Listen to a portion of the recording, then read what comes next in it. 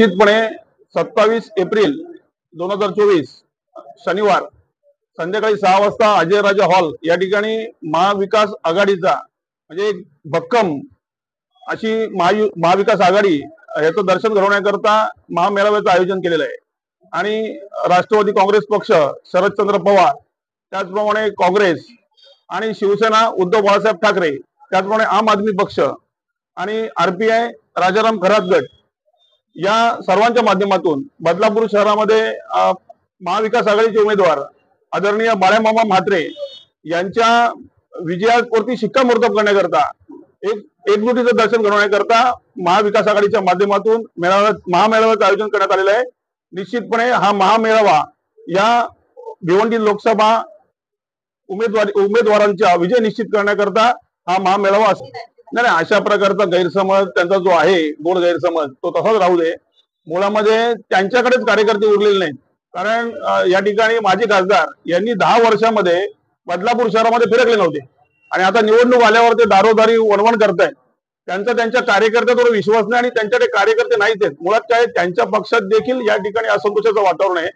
त्याचप्रमाणे या ठिकाणी शिवसेना आणि भाजप यांच्यात देखील एक अविश्वासाचं वातावरण आहे आणि अशा परिस्थितीमध्ये त्यांची या ठिकाणी अतिशय वाईट परिस्थिती आहे। परंतु महाविकास आघाडी भक्कम आहे, या माध्यमातून सर्व पक्षाचे कार्यकर्ते आहेत आणि आम्ही अगोदरच 47 प्रभागामध्ये बूथ बांधणी असो, पोलिंग एजंट असो, या सगळ्याची आमची तयारी चांगल्या प्रकारे झालेली आहे। त्यामुळे आम्ही त्यांना सांगू, आमची काळजी अजिबात करू नका, आपण आपली काळजी करावी। मेळाव्याला बाळामामा म्हात्रे येणार आहेत आणि आमची चर्चा चालू आहे की जितेंद्र आव्हाड साहेब या ठिकाणी येणार आहेत का, परंतु ते महाराष्ट्राचे नेते आहेत, संपूर्ण महाराष्ट्रात त्यांचे दौरे आहेत आणि आम्ही कमी वेळात नियोजन केल्यामुळे निश्चितपणे त्याची आम्ही कळवू तुम्हाला त्याबद्दल।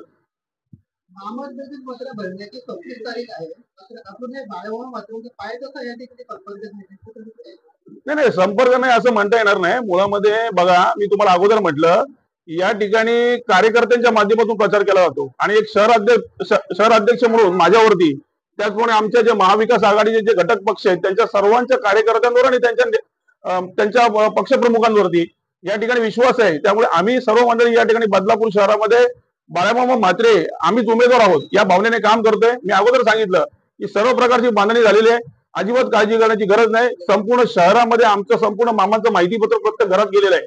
बाकी जी ज्या प्रसार माध्यमात, डिजिटल माध्यमातून असो, सोशल मीडियाच्या माध्यमातून असो, एक चांगल्या प्रकारचा प्रचार आहे। घरोघरी जाऊन आमचे कार्यकर्ते या ठिकाणी प्रचार करतायत, याचे काही फोटो तुम्हाला आम्ही पाठवू काही कालावधीनंतर।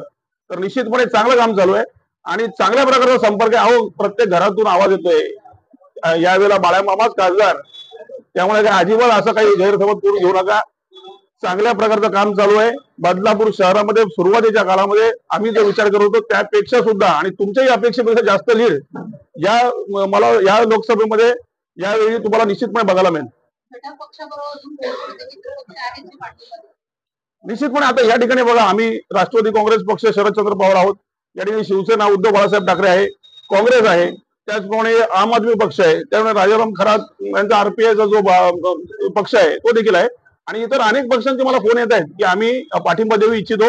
त्या पुढील काळामध्ये ही जी महाविकास आघाडी आहे ना, ही अजून विस्तृत झालेली दिसेल आणि फार भक्कम झालेली दिसेल आणि मोठं काम या बदलापूर शहरात चालू आहे।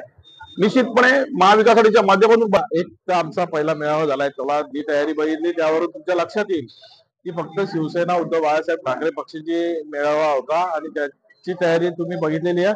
आता महाविकास आघाडीचा मेळावा आहे, निश्चितच ही गर्दीचं रूपांतर तिपटीमध्ये होणार।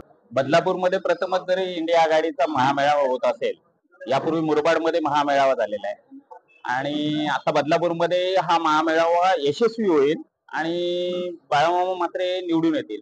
आणि जे भारतीय जनता पार्टी पक्षाकडून इंडिया आघाडीवरती जे टीका टिप्पणी केली जाते की यांच्यातच एकी नाहीये, तर आम्हाला एकच महत्वाचं सांगायचं आहे की मुरबाड विधानसभेचे आमदार आणि विद्यमान खासदार आणि भारतीय जनता पार्टीचे उमेदवार यांच्यामध्ये जो वादाचं कारण आहे, ते वादाचं कारण काय आहे ते नक्की शोधा आणि ते वादाचं कारण संपुष्टात आलंय का ते पहिले शोधा आणि नंतर त्यांनी दुसऱ्यांवर टीका करावी।